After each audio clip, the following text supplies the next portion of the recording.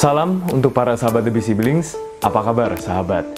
Semoga tetap sehat dan semua berjalan lancar. Bahagia sekali kita berjumpa kembali melalui channel YouTube yang kita nanti-nantikan ini. Baiklah, kali ini The Busy Siblings akan menayangkan bincang-bincang Bapak Al-Bushra Basnur, Duta Besar Republik Indonesia untuk Ethiopia, Djibouti, dan Uni Afrika yang berkedudukan di Addis Ababa. Menarik sekali para sahabat, ternyata banyak anak muda Ethiopia yang kuliah di perguruan tinggi di Indonesia. Bahkan saat ini, banyak mahasiswa Ethiopia yang juga ingin belajar dan kuliah di Indonesia. Sejak tahun 2013 sampai tahun 2018, terdapat sekitar 60 orang mahasiswa Ethiopia yang telah menamatkan pendidikan di Indonesia. Ibu Luki Tedele adalah salah seorang mahasiswa Ethiopia yang meraih gelar master di Universitas Airlangga, Surabaya. Agustus 2020 yang lalu, beliau sudah tamat kuliah dan sekarang bekerja sebagai dosen di Ambo University yang terletak sekitar 3 jam perjalanan dengan mobil dari kota Addis Ababa. Nah, berikut adalah ngobrol santai Duta Besar Al-Bushra Basnur dengan Ibu Luki Tedele. Sahabat, tayangan ini adalah bagian yang pertama dan akan dilanjutkan dengan bagian yang kedua. Selamat mengikuti. Assalamualaikum warahmatullahi wabarakatuh. Salam sejahtera untuk kita semua, para sahabat The Busy Siblings dimanapun berada. Mudah-mudahan kawan-kawan semua tetap berada dalam keadaan sehat walafiat, tidak kurang satu apa, lancar dan sukses di dalam melaksanakan setiap tugas atau amanah yang diberikan kepada kita semua ya. Baiklah kawan-kawan, para sahabat, pada kesempatan ini, pada kali ini, saya bersama seorang sahabat saya, ya, sahabat saya seorang dosen di Ethiopia. Saya ingin ngobrol-ngobrol dengan sahabat saya Luki dan juga sekaligus menyampaikan sharing pengalaman, informasi, ya. Suka dan dukanya Luki di Indonesia. Nah, kawan-kawan, Luki hadir bersama saya di KBRI, di kediaman resmi saya di sini, di Addis Ababa, Ethiopia, karena kami baru saja selesai menyelenggarakan acara namanya Indonesia Ethiopia Students Correspondence Program ya, tahun 2021. Nah, Luki tadi bertugas ya, bertindak sebagai pembawa acara dan juga sebagai moderator dalam diskusi anak-anak sekolah dasar dan sekolah menengah lanjutan pertama itu. Baiklah kawan-kawan, saya akan berbincang-bincang dengan sahabat saya Luki. Saya senang sekali bisa kenal dengan Luki. Pertama kali kita kenal di Surabaya ya, waktu itu ada kuliah umum ya. Lalu Luki ada di situ bersama teman-teman mahasiswa dari Ethiopia dan juga beberapa negara lain ya waktu itu Luki ya. Dari Afrika, Gambia saya ingat itu ada satu ya. Gambia, Nigeria. Ya. Jadi dan Zimbabwe juga. Zimbabwe juga ya. Luki kan Luki berada di Surabaya dalam rangka, bisa nggak ceritakan dalam rangka apa dulu tuh? Kuliahnya dapat dari mana? Dari beasiswa, dan kenapa sih tertarik ke Indonesia waktu itu? Iya, itu apa ya, ada kesempatan scholarship itu datang ke apa ya, universitas. Namanya Welaga University. Welaga University. Jadi ketika itu saya apa ya, sepertinya assistance. Karena ada apa nilainya bagus. Ya mereka mau apa ya, saya study further atau belajar lebih S1 sekitar apa ya, di 2016 ya. Saya mulai di sana. Tapi di dalam 2017 ada scholarship namanya KMB. KNB kawan-kawan itu adalah kemitraan negara berkembang ya, Iya. suatu beasiswa yang diberikan oleh pemerintah Indonesia ke negara-negara sahabat. Silakan. Yang saya dulu sebelum saya memutuskan untuk ke sana, saya belajar dari internet tentang Indonesia yang membuat saya tertarik tentang Indonesia itu alamnya indah kan? Alamnya indah. Ya, saya seorang sensitif dengan keindahan alam. Oh, senang ya dengan Iya. keindahan alam ya. Dan juga ada beberapa suku dan bahasa kultur. Sebagai saya mahasiswa HI, maunya tahu kebedaan kultur Ya. dan itu keindahan Indonesia juga. Tapi sebelum saya ke sana takut. Takut Karena ya. Kenapa takut? Ke Indonesia? Ada begitu? kan Merasa itu mendengar sosial berita media itu. sosial media apa? Karena Jadi- biasanya itu tsunami, Oh, tsunami. natural disaster itu ada banyak di sosial media kan. Oke. Jadi takutnya karena itu ya, tsunami Iya. sama natural disaster itu. Oke. Dan juga Indonesia walaupun indah dan ekonomi cara ekonomi bagus, tidak terkenal di Ethiopia juga, di Afrika juga. Mungkin masyarakat Ethiopia lihat Indonesia seperti negara miskin karena enggak ada berhubungan yang gitu people to people. Tidak begitu dekat waktu itu Iya. terasanya oleh masyarakat di sini. Walaupun sudah diplomatik, hubungan diplomasi sudah lama, tapi enggak ada. Saya belum pernah lihat orang Indonesia sebelum saya dapat ini beasiswa ini. Dan yang saya tahunya dari sosial media itu tentang tsunami, Bencana alam ya. Iya. Tapi saya tertarik dan kalau secara akademis ketika saya belajar itu beda. Saya memutuskan saya harus ke sana. Jadi Keluarga juga mereka takut. Keluarga takut juga Iya. dulu mula-mula sebelum Dan lebih- juga kalau walaupun Ethiopia juga agama Islam juga di sini juga yang sudah lama dan historically ada hubungan yang bagus kan.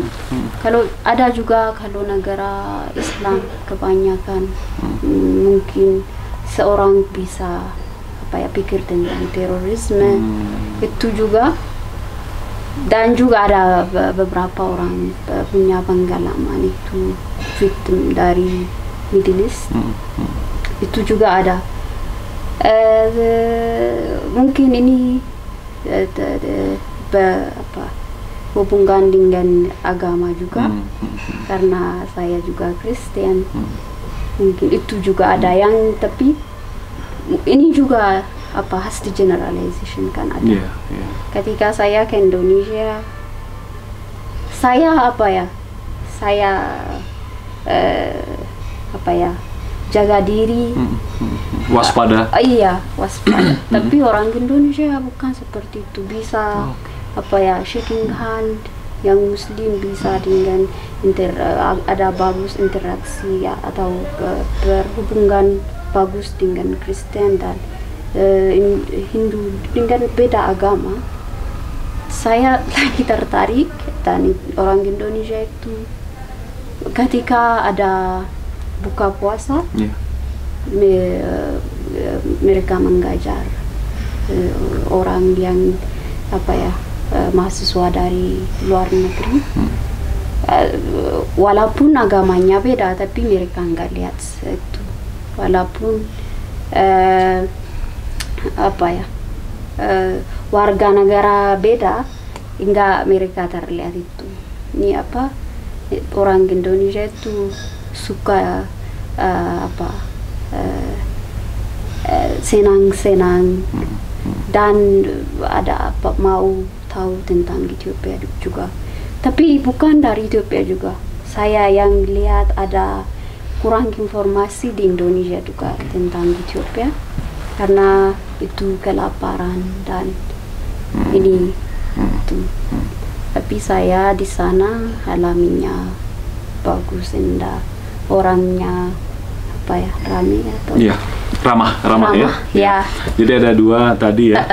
Yang pertama saya mendapatkan salah satu kesimpulan penting bahwa ternyata setelah Lucky datang tinggal belajar kuliah di Indonesia, ternyata tidak seperti Indonesia dan masyarakatnya tidak seperti yang dibayangkan oleh orang Ethiopia atau juga orang-orang Afrika sebelumnya ya. Nah, lalu kemudian yang saya dapatkan bahwa masyarakat di Indonesia itu ya sangat menyenangkan, ramah gitu ya. Jadi artinya Lucky menikmati hidup di Indonesia ya. Enggak pengalaman yang buruk. Tidak ada pengalaman yang buruk ya. Enggak ada. Ya, saya membuat saya apa ya, suka Indonesia sepertinya apa? Villas second room. Second room ya. Tanah air yang kedua. House, tanah air yang kedua. Lucky, sebelum kita lanjut, Lucky itu belajarnya kuliah di Indonesia itu dengan menggunakan beasiswa kemitraan negara berkembang ya. Dan itu Lucky belajar di Universitas Airlangga ya. Ini yang kita infokan sejak awal, dari awal kepada kawan-kawan bahwa sahabat kita Lucky ini belajar di Universitas Airlangga di Fakultas Hubungan Internasional. Tinggalnya di Surabaya dulu di asrama atau kos? Pertama tahun ketika saya belajar bahasa Indonesia di kos. Di kos, di luar kampus itu? Iya. Bukan, di dalam kampus. Di dalam kampus. Oke. Itu apa, fakultasnya tapi teknologi. Tapi ada asrama di situ. Tahun pertama? Iya, tahun pertama. Setelah itu? Karena apa, kuliah pagi, ada pagi. Kalau magister itu biasanya pada malam kan. Ada orang belajar apa sambil kerja. Itu mulai jam 4 sampai jam 3, jam 9 malam. Karena itu saya maunya mendekati ke kampus B. Namanya apa ya, Airlangga Street atau Airlangga 4. Ini totalnya berapa lama Lucky di sana? 2 tahun berapa bulan? 3 tahun. Oh, berarti saya salah dari awal. Iya. 3 tahun ya. Karena apa ya? Ini 8 tahun. 8 bulan. Belajar bahasa Indonesia. Iya. Setelah itu karena enggak mulai kuliah magister awal kan harus sampai Agustus. Agustus itu saya sudah 1 tahun sebelum mulai magister. Jadi belajar bahasa Indonesia selama 8 bulan di kampus atau di tempat lain? Kalau di kampus selama 6 bulan. 6 bulan. Iya. Tapi kami berkomunikasi dengan teman-teman dan dengan masyarakat. Bahasa Indonesianya Lucky tidak seperti bahasa Indonesia orang asing belajar bahasa Indonesia, seperti bahasa Indonesia yang diucapkan oleh orang asli Indonesia. Bagus sekali, karena banyak teman orang Indonesia barangkali ya. Iya, saya ada beberapa, karena orang Indonesia itu ramah kan. Ramah ya, jadi banyak teman ngobrol bicara. Ada orang yang menolak rasisme di sana, enggak ada kan? Waktu ya tidak ada di sana. Biasanya orang Indonesia itu pikir saya orang Indonesia. Enggak ada yang pikir saya orang asing. Iya, susah. Dikirain orang Indonesia karena memang mirip ya. Lucky mirip orang Indonesia juga. Saya bilang dari Afrika. Nggak percaya? Bagaimana bisa? Ya mungkin itu juga. Ya ada dosen juga mungkin ketika mereka ada ini perbedaan rambut.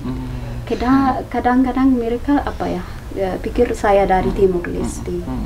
Ada kan di situ orang Papua New Guinea dan.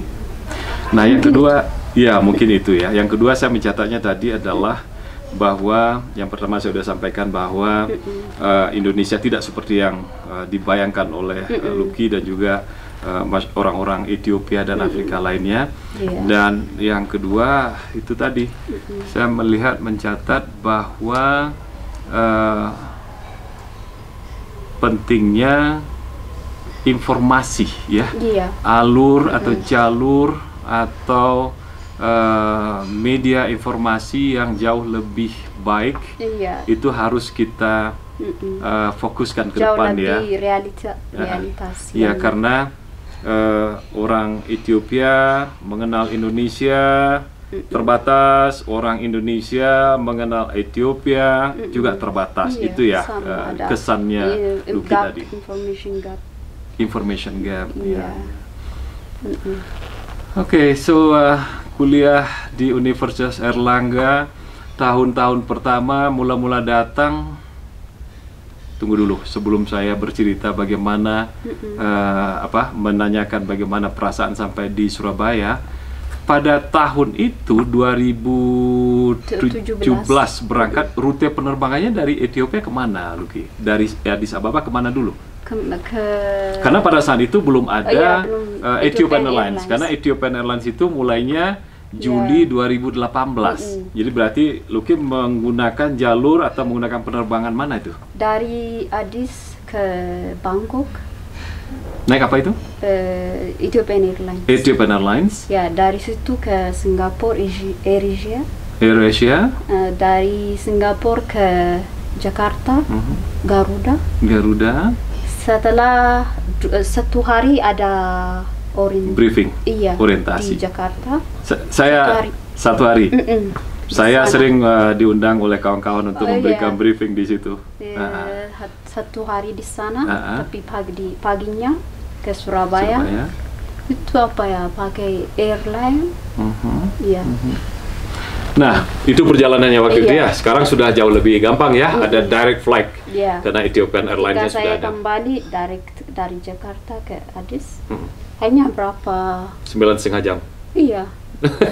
Cepat. Tapi Jakarta langsung ke Addis Ababa. Saya, jauh sekali rasanya ya. Mungkin 2 hari.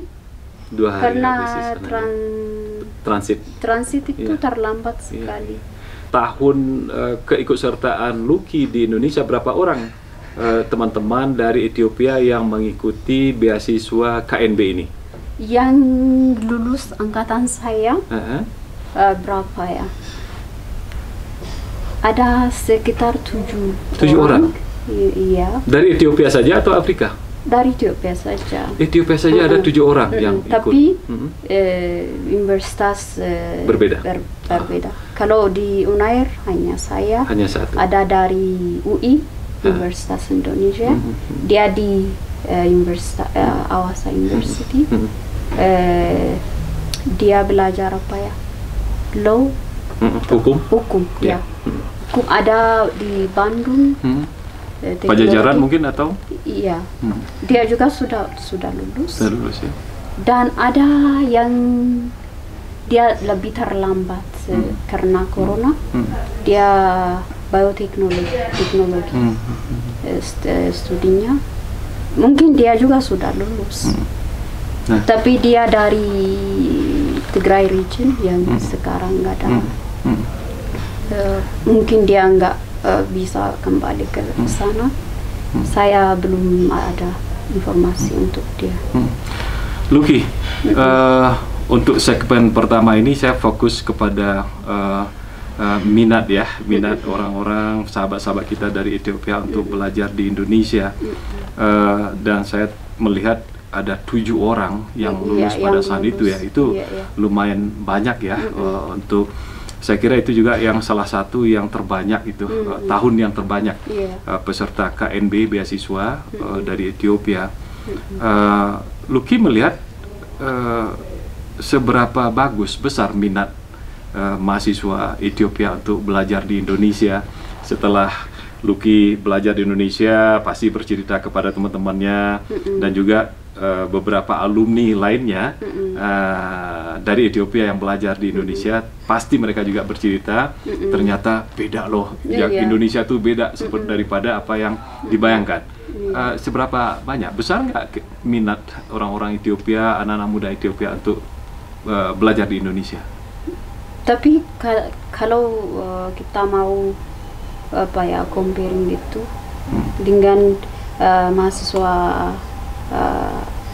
Afrika, dari negara Afrika yang lain, masih kurang, Pak. Masih kurang. Iya. Jadi karena di 2018 kan, berapa orang yang datang dari Ethiopia? Sekitar 2 atau hanya 2. Jadi berkurang ya? Iya.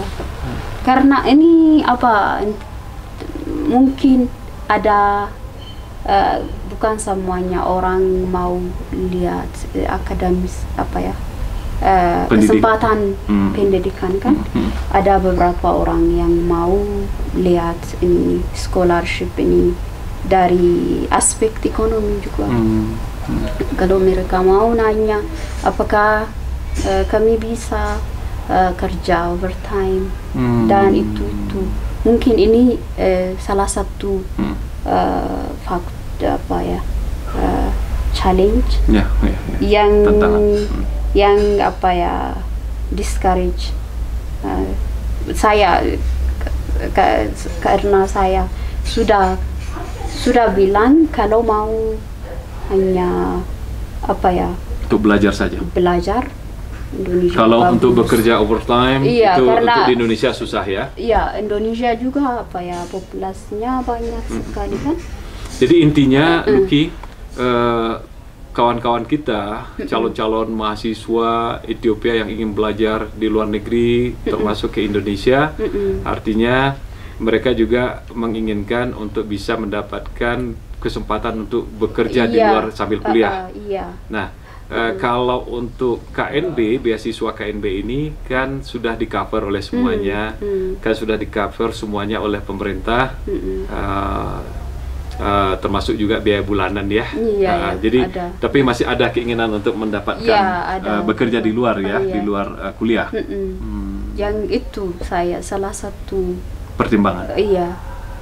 Kalau gak ada dari kebanyakan dari Madagaskar, dari Tanzania. Tapi kalau di persennya dari Ethiopia dan Kenya masih sedikit jumlahnya. Kebanyakan dari mana? Dari Nigeria, dari kalau Afrika Timur, Tanzania dan Rwanda. Yang banyak. Yang banyak ya. Kalau dari Ethiopia masih sedikit ya. Jadi pesan Lucky kira-kira apa untuk bagaimana untuk meningkatkan jumlah mahasiswa dari Ethiopia atau negara-negara lain di Afrika supaya jumlah mahasiswa belajar di Indonesia itu supaya semakin banyak? Kira-kira apa yang harus dilakukan oleh Indonesia? Kalau jumlahnya ya banyak sekali. Banyak jumlahnya. Iya, jumlahnya banyak. Dan juga ini membantu Indonesia supaya Indonesia bisa menjadi terkenal. Kan kamu di mana S2-nya dari Indonesia. Kan ini juga salah satu cara untuk promote negara ya. Iya, kalau saya lihat posisi Indonesia atau orang Afrika, imajinasinya tidak seperti dulu, karena sudah cukup beberapa orang yang lulus dan mulai kerja. Tapi yang harus ada networking. Iya. Dan saya juga sudah dengan ambasador Ethiopia, Profesor Armasu. Ya, dengan beliau yang saya ngomong ada kurang informasi. Kalau orang Indonesia mau invest di negara Afrika kan, tapi masa ada ketakutan. Ketakutannya apa? Panas dan juga apa ya? Penyakit. Karena ini itu apa? Informasi yang ada di media. Ini juga politik dari media itu barat. Ini untuk melamakan ini South Cooperation kan. Seperti kita bisa lihat posisi Cina di Afrika. Mereka nggak senang sekarang karena apa? Afrika sudah mundur ke Cina kan, ada diplomatic relation kebanyakan. Tapi kalau Barat nggak mau, karena ini social media yang nggak ada informasinya, yang kasih informasi yang tidak apa ya, real atau faktanya beda. Karena saya percaya ada beberapa potensi di Ethiopia juga untuk orang Indonesia yang mau invest atau berdagang atau berdagang ya. Dan juga untuk orang Ethiopia yang mau itu apa? Kalau ini ada perubahan psikologi, ini akan membantu South Cooperation. Tapi ini scholarship ini apa ya, salah satu alat untuk apa ya, berkembang apa ya, persahabatan. Iya, persahabatan. Karena nggak ada orang yang benci Indonesia yang belajar di sana. Ya, saya merasa apa ya, tanah akhir yang kedua. Karena apa? Saya sudah tahu di sana apa ya, ada pengalaman, ada yang saya sudah dapat sesuatu. Kalau ada kesempatan, maunya apa? Bermanfaat buat duanya. Ya, ini kenapa udah adaptasi kulturnya, orangnya. Kalau dari jauh mungkin ini ketika orang dekat sama kan sama lain itu akan apa ya, menjadi apa ya, ini lebih jauh diplomatic relationship, brotherhood. Kayak apa ya, intinya Luki di Indonesia punya banyak teman, kenangan, seperti pasti punya keluarga. harapan seperti keluarga, banyak yang ditinggalkan dia. Jadi Luki di sini sudah punya keluarga, udah punya anak, satu anak ya, suami, satu anak. Umur berapa anaknya? Anaknya 4 tahun. 4 tahun. Suami kerja di mana? Suami kerja di mana? Di Addis. Oh, di Addis di sini. Nah, Pak. sementara Luki tinggal di Ambo ya. Jadi apa nama universitinya kita beritahu juga kepada para pemirsa kita. Ambo University ya. Iya, namanya Ambo University. Agustus 2020 Luki udah selesai kuliah dan kembali ke Addis Ababa. IP-nya tinggi ya, berapa? 3, berapa? 74. 3,74 IP-nya Luki di Universitas Airlangga. Kembali ke sini pada bulan Agustus dan langsung mendapat pekerjaan setelah beberapa bulan, 2-3 bulan ya. Kapan mulai bekerja di Ambo University? Jadi dosen? 3 bulan. 3 bulan untuk mencari kemana-mana ya, untuk pekerjaan, dan syukur dapat bekerja sebagai dosen ya. Mudah-mudahan Luki bisa menjadi pendorong juga untuk meningkatkan kerjasama antara Universitas Ambo University dengan universitas di Indonesia, terutama dengan Airlangga tentunya ya. Nah, itulah kawan-kawan, para sahabat The Busy Blinks, bincang-bincang saya dengan sahabat kita Luki Tadelic ya, seorang sahabat saya yang saya kenal beberapa tahun yang lalu ketika saya menyampaikan kuliah umum di Universitas Airlangga. Sampai sekarang kami tetap berhubungan. Sekarang Luki bekerja sebagai dosen di Ambo University. Terima kasih kawan-kawan atas perhatiannya. Salam dari Addis Ababa. Nah, demikianlah sahabat DB Siblings, menarik sekali pengalaman Ibu Luki di Indonesia. Semoga semakin banyak mahasiswa Ethiopia yang belajar di Indonesia. Jangan lupa, setelah tayangan bagian pertama ini, akan segera tampil tayangan bagian kedua juga bersama Ibu Luki. Sampai jumpa, salam DB Siblings.